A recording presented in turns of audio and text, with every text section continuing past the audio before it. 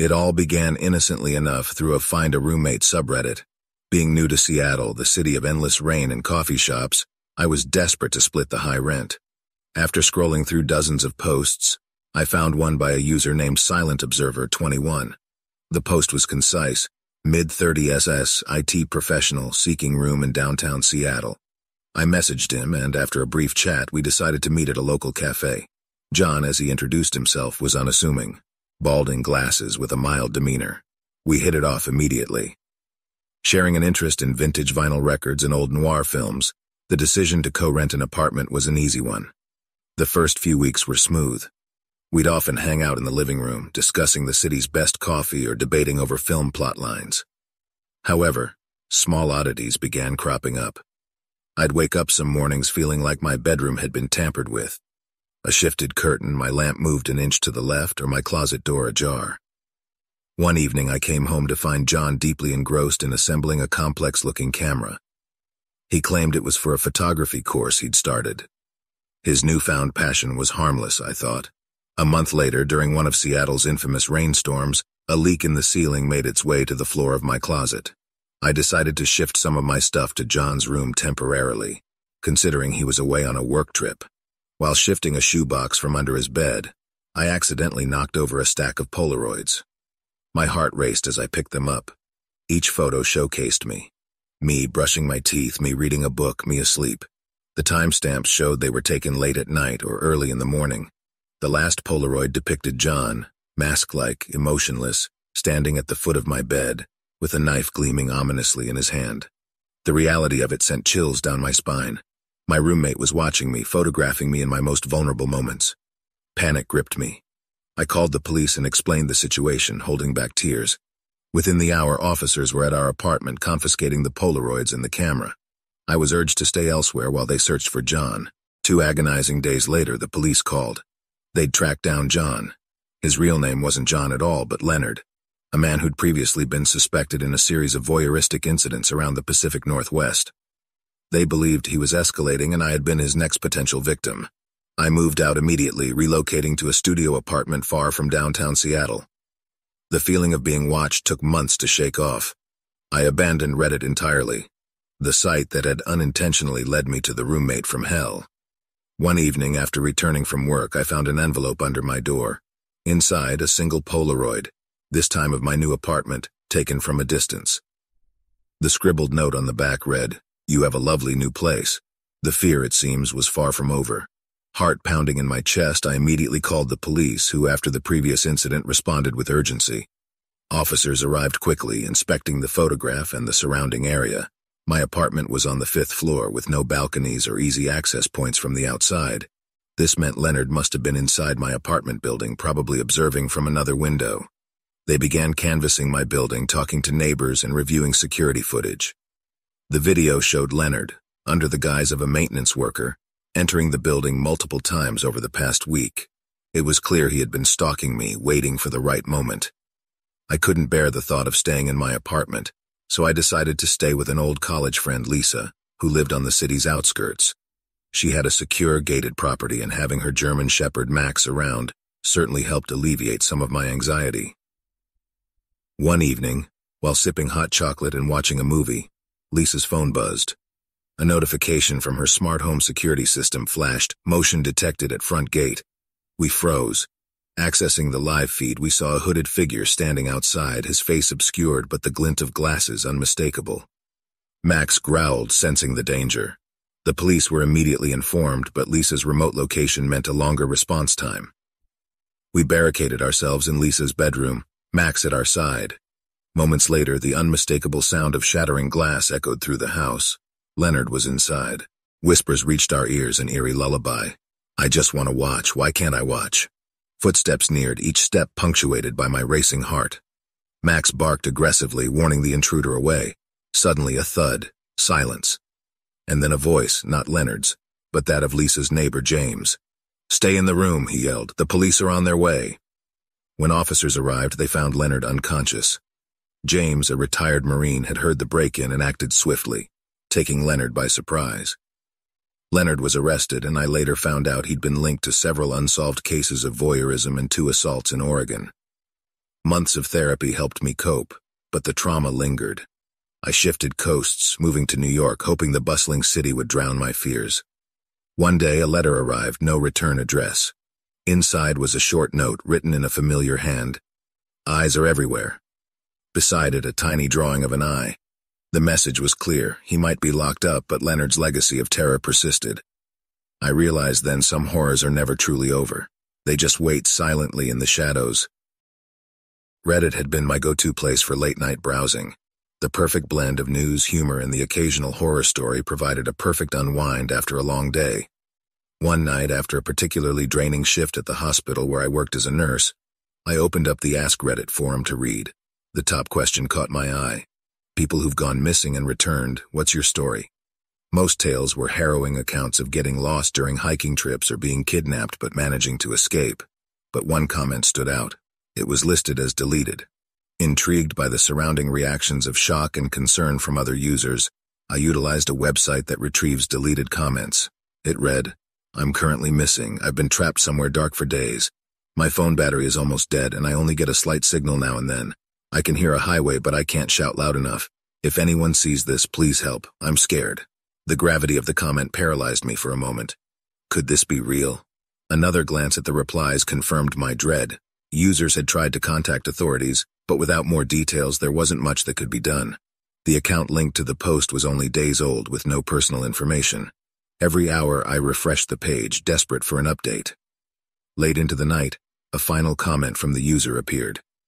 "Someone's coming. They're opening the E." It ended abruptly. That evening I hardly slept. The mystery consumed my thoughts. The next day, while sipping my morning coffee, I decided to visit the subreddit again. To my shock, the entire thread had disappeared. Haunted by the post and driven by the need to help, I decided to investigate. Cross-referencing the time of the initial post with local reports of missing persons, I stumbled upon the disappearance of a young woman. Mia reported missing 2 days prior to the post. Determined, I reached out to her family, explaining the disturbing post. Skeptical but desperate, they urged me to contact the authorities. The police, intrigued by this new lead, initiated a search near highways. Using the timestamp from the Reddit post, they targeted areas with known underground bunkers and shelters. After what felt like an eternity, a breakthrough arrived. A patrol officer found an old, disused septic tank near a decommissioned highway rest stop. Inside was Mia, traumatized but alive. She'd been abducted and imprisoned, her abductor hoping to return and move her to another location. With my clue from the Reddit post, the police were able to apprehend the abductor, a previous convict with ties to various disappearances across the state. The reunion between Mia and her family was tearful, grateful for the twist of fate brought about by a single Reddit post. I met Mia weeks later. Her strength, despite the trauma, left me in awe. We forged a bond, often discussing the eerie serendipity of her rescue. However, a shiver still runs down my spine every time I think about it. One day I received an anonymous message in my Reddit inbox. "You should have let her stay lost." The haunting reality was clear. There are more monsters out there, lurking in the shadows, waiting for their chance, and they're always watching. Always. I sat paralyzed at my computer screen, the weight of that chilling message pressing down on me. Who could have sent it? The kidnapper was behind bars, but it became apparent that he might not have been working alone. Suddenly, my world turned into a series of suspicious glances and second guesses. Every creak in my apartment, every footstep in the hallway became a source of terror. I decided to increase my security measures, installing cameras and a new lock system.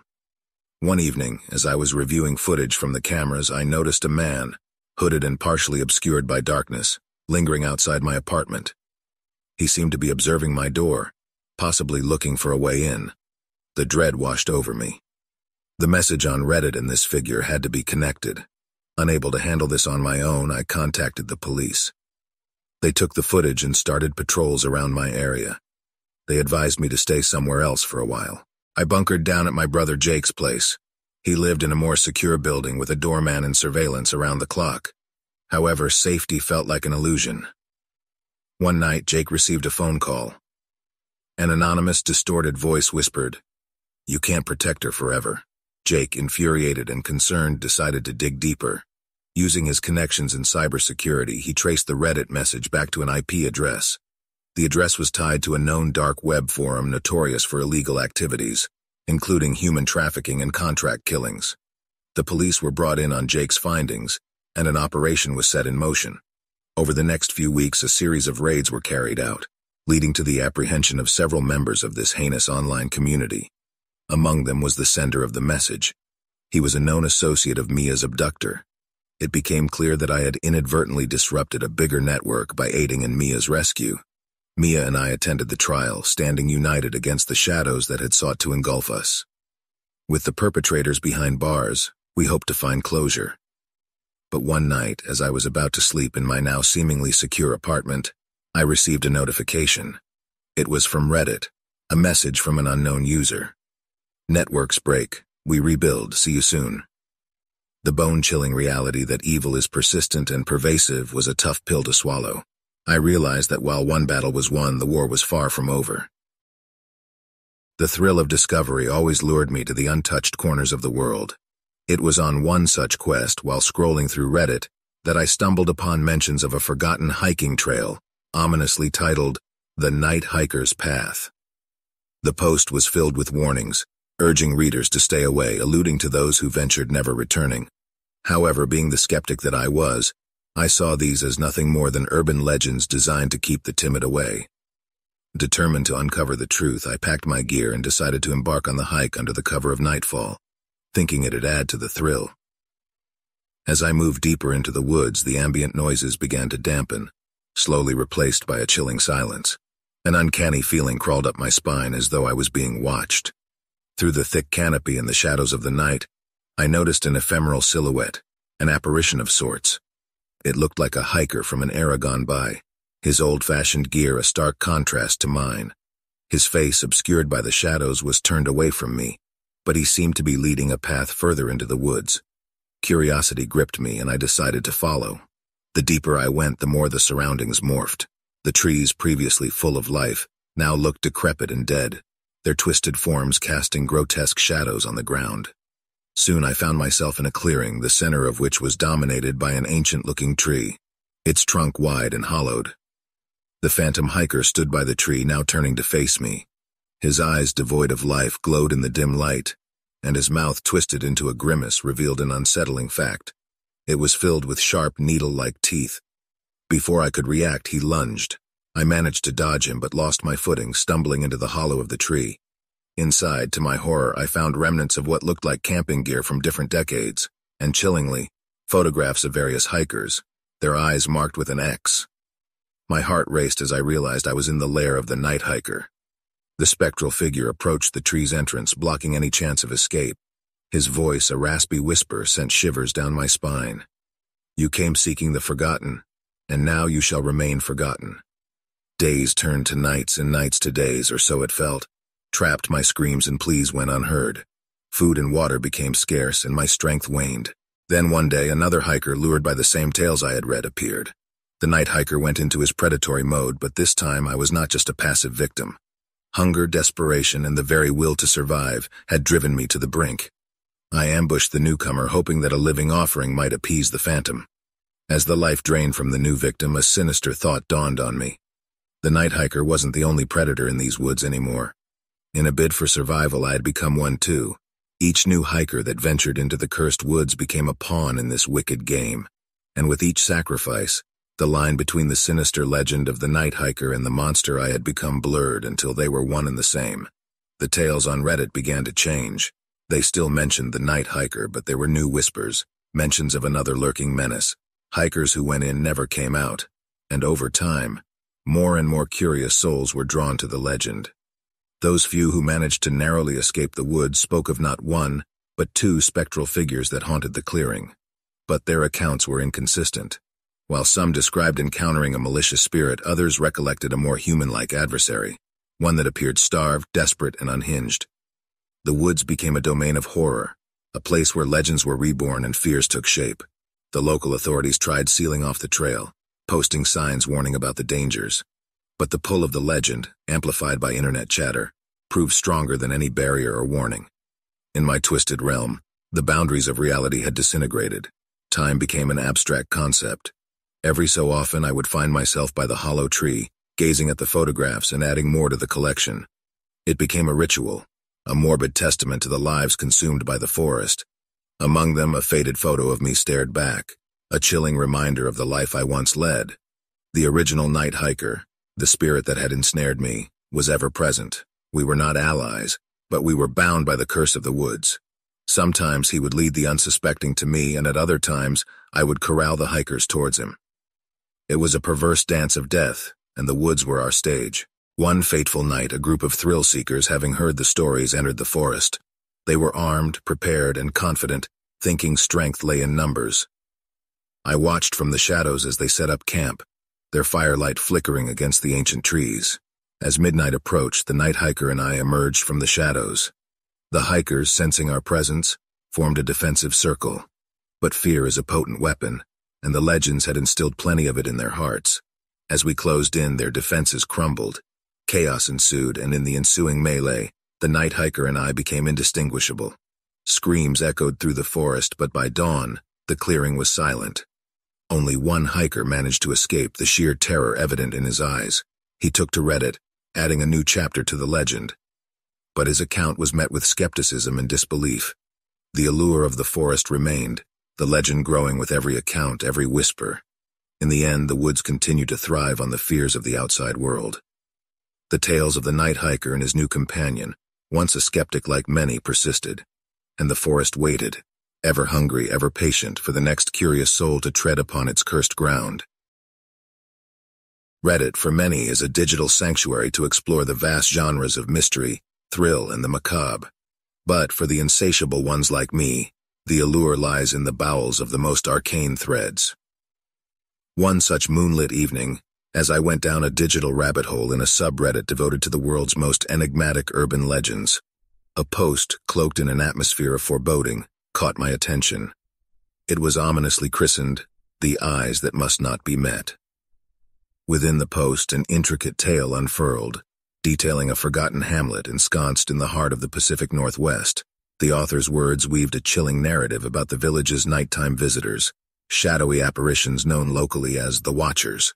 Characterized by their illuminated eyes, these beings held their vigil every night, their gaze unwavering, unblinking, and there existed an unspoken law, as old as the village folklore itself: never return their gaze. For those who dared vanished into the abyss of the unknown. Dismissive, I mentally categorized the tale as another product of a vivid imagination. However, as days turned to nights, the narrative grew roots in my psyche, and on a whim, powered by a cocktail of intrigue and challenge, I decided to journey to this secluded village. The path leading to the village was an odyssey of hauntingly beautiful landscapes, overshadowed by eerily silent woods, and a thick blanket of mist that seemed to whisper tales of yore.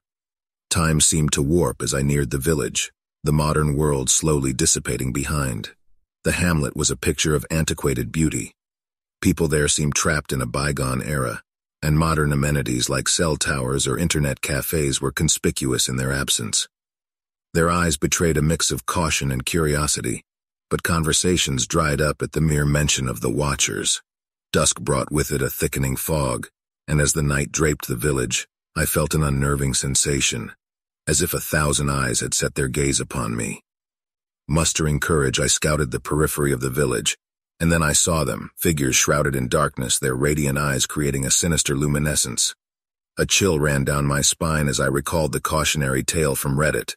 Trying to maintain composure, I headed back, feeling their gazes piercing the back of my head, each step echoing with the weight of their collective watchfulness. Upon my return, the innkeeper, a wizened old man, relayed a tale from years past. A brash journalist had once arrived, much like me, armed with skepticism. But one night, in an inebriated bravado, he locked eyes with a watcher. The next dawn, he was discovered lifeless, his once vibrant eyes now hollow sockets, a void that mirrored the abyss he'd gazed into. Determined to escape this nightmare, I decided to depart at first light. But dawn revealed a scene from my darkest nightmares. The inn's corridors were now flanked by watchers, their glow intensified. Cornered in a heart-stopping moment, I locked eyes with the closest one. Visions, profound and harrowing, flooded my mind, of countless souls who had faced these guardians of the village, each one now trapped, their essence absorbed. As the onslaught of memories subsided, I found myself back in my chamber, but a glance in the mirror unveiled the grim truth. My once lively eyes now glowed with an eldritch luminescence. As twilight approached, an insurmountable urge led me outside. There I joined the ranks of the Watchers, becoming a silent sentinel, waiting for the next daring soul, ready to share tales of a world they once knew, forever trapped in a gaze that knows all.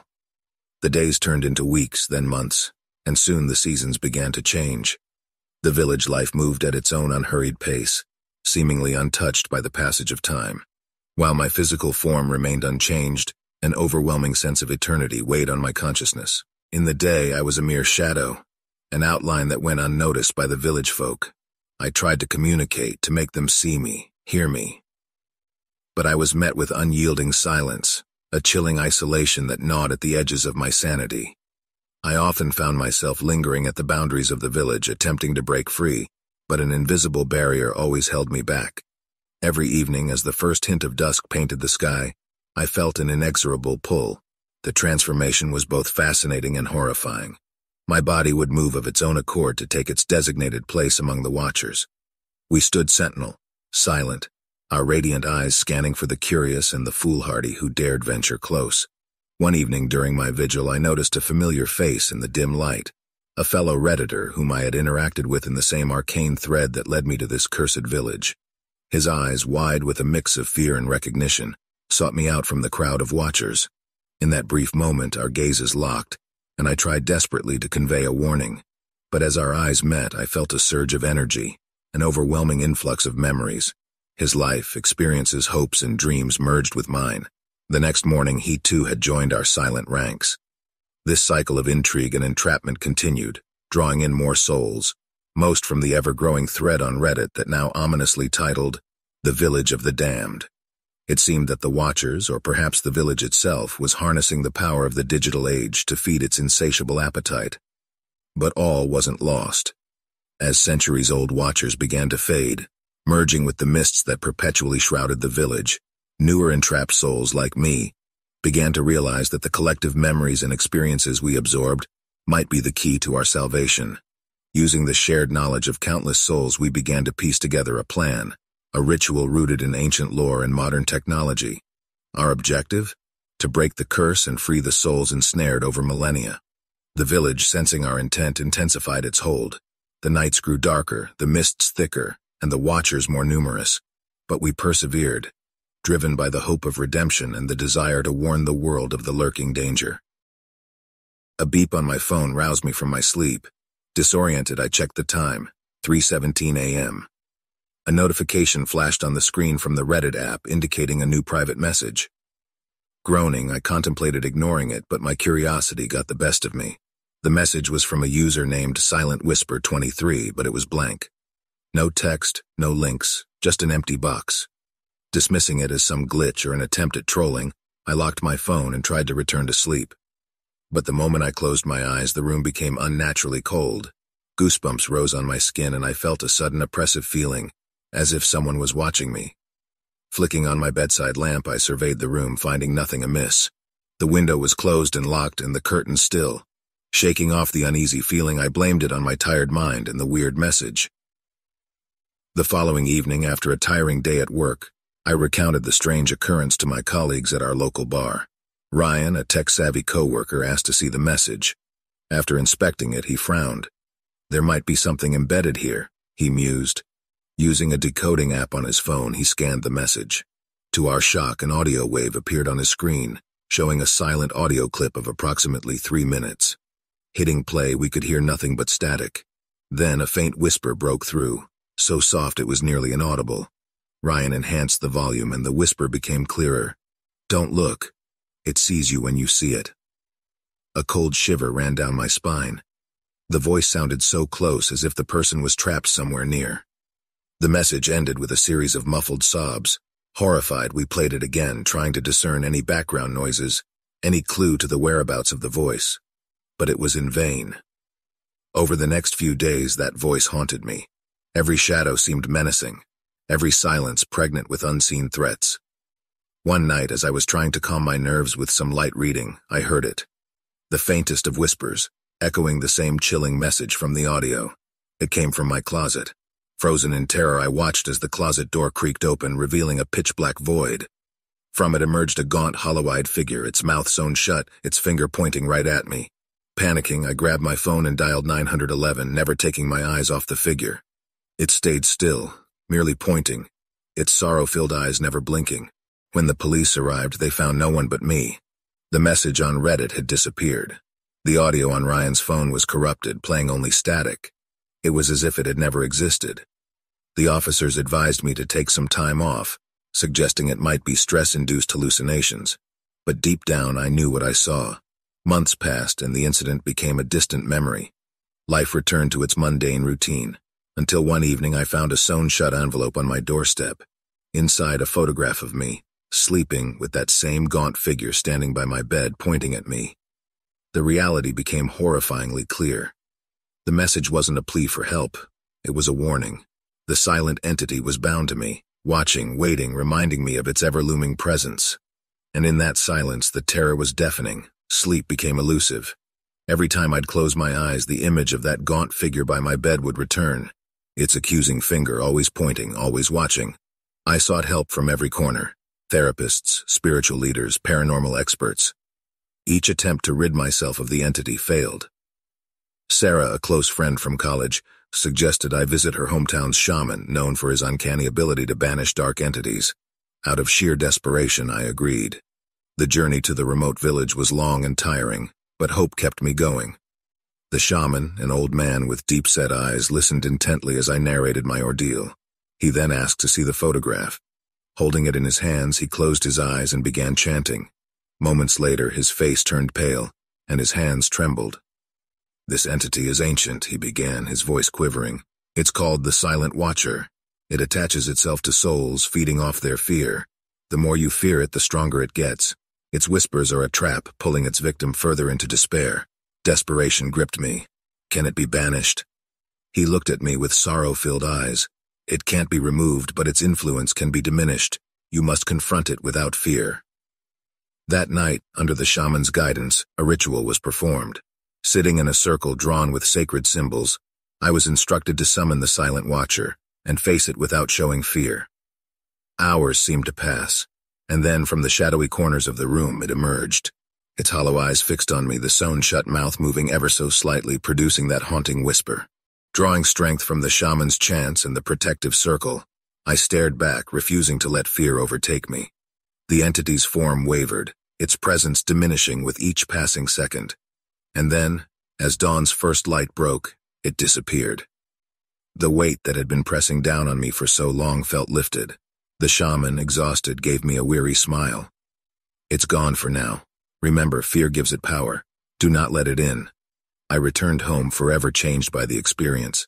The haunting silence was gone, replaced by a newfound appreciation for the noises and sounds of everyday life. But occasionally, during the quiet moments of the night, I'd think I'd hear a faint whisper, a distant memory of the Silent Watcher forever lurking in the shadows of my mind, waiting for the fear to return. The battle was won, but the war, it rages on inside me. In the shadows of the night, if our tales from Unsettling Horror Stories gave you a fright, press like and let it be known. Subscribe, so you're never alone in this haunting journey, and share, so others too can be wary. Until our next sinister tale, stay dark, dear listener.